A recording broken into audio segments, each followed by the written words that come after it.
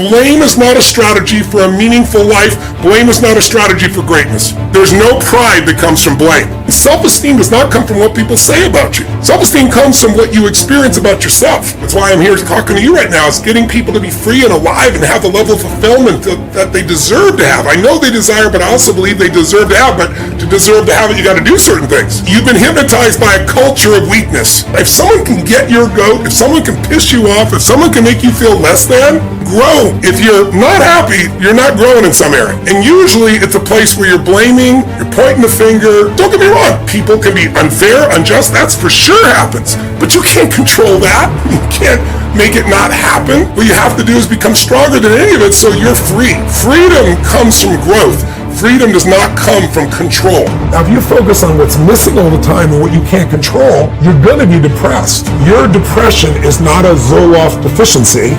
It is the fact that you are doing something in your mind that is producing that depression. And if you constantly focus on what's missing and what you can't control, you tend to focus more on things in the past. Choice is a gift. It's always there. You can choose what you focus on, and what you focus on is what you're going to experience. You can focus on things that make you suffer. You can focus on things that make you grateful. The mindset has to be destroy any limitation and move forward, move forward, move forward. There is a way, move forward. If you don't experience life, you experience the life you focus on. And what you focus on is based on beliefs and values. Whatever you believe, you tend to see that. Progress equals happiness. If you keep growing, you're going to feel alive. And if you keep growing, you're going to have more to give.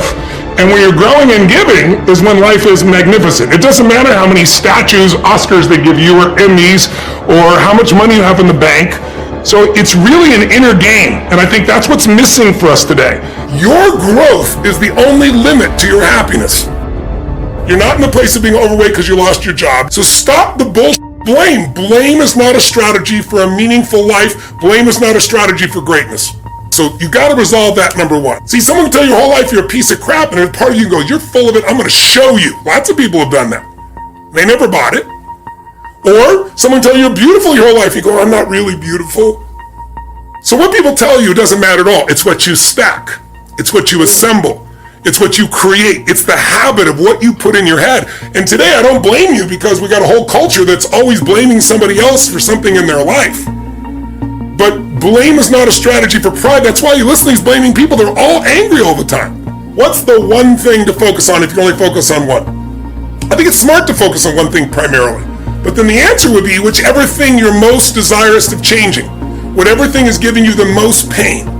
So if it's your relationship, I'd go full force on that. Now, in the world we're in today, you don't usually have the privilege of going, okay, I want to work on just being happy. Well, I can train you to be happy while hell's breaking loose. You probably have to work on both your business or financial side and some personal side. I would be working on both. And to me, the way to attack that, if you're not sure which areas to start with the body, I always teach physiology first. Change the body, you'll change the emotions. If you change the emotions, you'll change your decisions, you'll change the quality of your life. Because the quality of life is your emotions. It's not what you get. You can have $1 billion and commit suicide. People have done it. You can have beautiful relationships and commit suicide. You can have people loving you and be sad all the time. Our pattern of emotion is our home. And you have to upgrade your home. You have to train it. And one way to train it is the emotion comes from the way you move, the way you breathe, the way you speak. When I used to be depressed, I don't get it anymore. I just took it out of my life. I even took the language of it out of my life. Because the words you create a biochemical response. But when I did that decades ago, because I was like having those thoughts like, is there a reason to still be here? That kind of crazy shit in your head. I got out of it by using anger originally.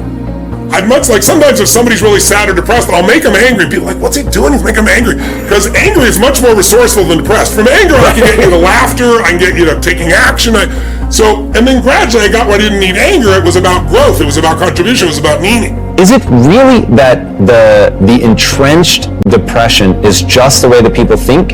Or is there something so real to trauma that it's sending you into a neurochemical cascade that you can't get out of in any simple way? $20 billion did some of the most interesting studies in the world, and we didn't move one person out of depression. The bottom line is biochemistry is part of it, but it is related to what we focus on and what we feel. I can change your biochemistry in a heartbeat. close your eyes and have you imagine one thing. I can disrupt you, produce fear. Close your eyes, produce something else. We can produce a parasympathetic effect, a calming effect. So you cannot separate the mind and the body. They're together. And so my approach is both. I believe in physiology first, but it isn't just biochemical. It's the way you move. It's the way you breathe. It's the way you gesture. If I said to you, there's a depressed person behind curtain number 1 over here, and I'll give you a $100,000 donation to your favorite charity if you can describe their posture, everyone knows. What's their posture like? Where's their head? Down. Down. Where's the shoulders? Slouched. Are they breathing full or shallow? Shallow. That's right. Are they talking loud or quiet? Soft. Fast or slow? Slow. But if you take that same person, I don't care what's going on with them, and you put their shoulders back, and you have them breathe different, and they speak at a different tempo, and they move, their biochemistry changes like that. So you got to shift the way the body's being used, but then also you have to create a compelling future. So that's why, I really believe exercise is one of the most important elements, pushing someone beyond their normal comfort zones physiologically, while you simultaneously are working on their head, creating something. So you need strong physiology, you need a really clear focus, because you're only experiencing what you focus on. You need something that gets you to move forward. And I feel so bad for the generation today, the Z generation millennials, because so many of them are now talking about not even having children because of the exaggeration of the problems. We've always had problems. I remember we were going to run out of oil, the ozone was going to be destroyed. We've always had these challenges, and we've always learned to adapt to these challenges, whatever those challenges may be. But people today think these problems are forever because we've had some times here that we've never had, where we literally shut down the whole world and had people trapped in their homes. And that has an effect on people because they don't have a compelling future. There's something inside you that's bigger than anything that's ever happened to you, that ever could happen to you. And tapping in and finding that part of yourself is how you get someone to have sustained strength. So they have a reason to do it, a compelling future, something they're going for. And it's got to be a compelling future about more than just getting by. That's not compelling, or surviving, or doing okay. The secret to anyone who succeeded is they found something they care about more than themselves. As human beings, if you get in your head, you're dead. Almost all of us can find something to be upset about. That's the nature of the mind. The mind is constantly dissecting things, separating, comparing. But when you look back and you take a look at somebody's life and you look at the totalitarian aspect of what am I here to serve? What am I here to give? What am I being called to for life? Those are the people that, were in concentration camps and survived. If you read Man's Search for Meaning, Viktor Frankl, one of my favorite people on earth, right? This entire piece was they had a will to live because they had a compelling future. They said, I'm going to live so that I can tell this story so it'll never happen again. They suffered the most intense suffering, but they made it through it because they had a compelling future. So identity and compelling future are the ultimate things that shape people. Why are they still depressed and they're taking antidepressant? Because all the antidepressant does is numb you. But they're still focusing what's missing. They're still focused on what they can't control. They're still focused on past or present that's not the way they want it to be, or making up a future that's scary. Well, you're going to be depressed no matter what unless you take control of those factors. I don't see it as a rationale. I see it as a gift. Choice is a gift. It's always there. You can choose what you focus on, and what you focus on is what you're going to experience. You can focus on things that make you suffer. You can focus on things that make you grateful.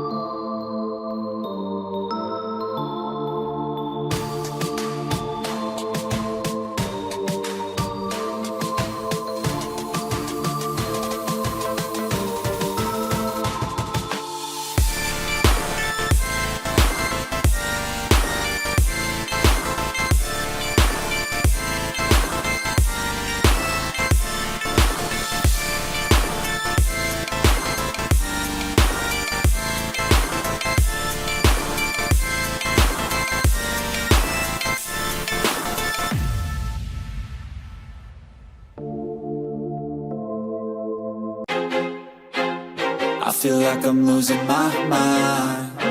Is everybody in the world blind? Please, Lord, give me a sign, a sign. I feel like I'm losing my mind. Is everybody in the world blind? Please, Lord, give me a sign, a sign. I wanna be the greatest. Everybody on the fake shit. I look around and feel like everybody is the fakest. I make this every day and I'm impatient, hoping one day I blow up from the basement. Statement, the top is so vacant. I don't hear shit that I think is amazing. Waiting for my day when I'm playing sold out shows for 1,000 faces. Hey, give me that crown, get in my way and to be put down. It ain't your place, all this my town. If I want that shit, then I'll get it right now. I'm losing it, the noose it fits. I'm losing shit, a stupid myth. You choose to live or choose to dip. You choose to fight or lose your grip and lose a gift. I feel like I'm losing my mind. Is everybody in the world blind?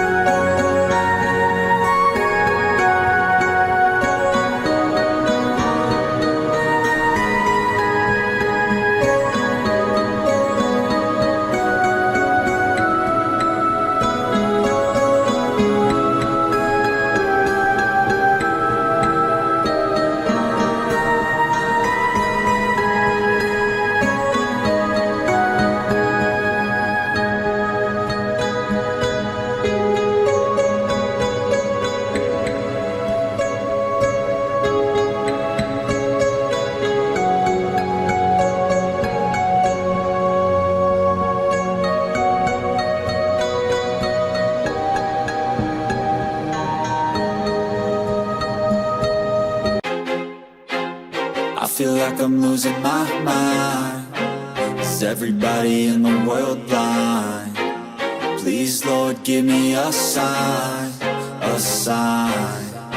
I feel like I'm losing my mind. Is everybody in the world blind? Please, Lord, give me a sign, a sign. I wanna be the greatest. Everybody on the fake shit. I look around and feel like everybody is the fakest. I make this every day and I'm impatient, hoping one day I blow up from the basement. Statement, the top is so vacant. I don't hear shit that I think is amazing. Waiting for my day when I'm playing sold out shows for 1,000 faces. Hey, give me that crown, get in my way and to be put down. It ain't your place, all this my town. If I want that shit, then I'll get it right now. I'm losing it, the noose it fits. I'm losing shit, a stupid myth. You choose to live or choose to dip. You choose to fight or lose your grip and lose a gift. I feel like I'm losing my mind. Is everybody in the world blind? Please, Lord, give me a sign, a sign. I feel like I'm losing my mind. Is everybody in the world blind? Please, Lord, give me a sign, a sign. Yeah, there's no mercy in this world, just hunger-thirsty persons in different versions. Each new update, that shit worsens. Why? Pull back the curtain and you'll see the different vermin. We all have different burdens that all seem to cause disturbance. Yo, so do me a favor, don't treat me like a neighbor. Don't need the different flavors of your problems just to savor.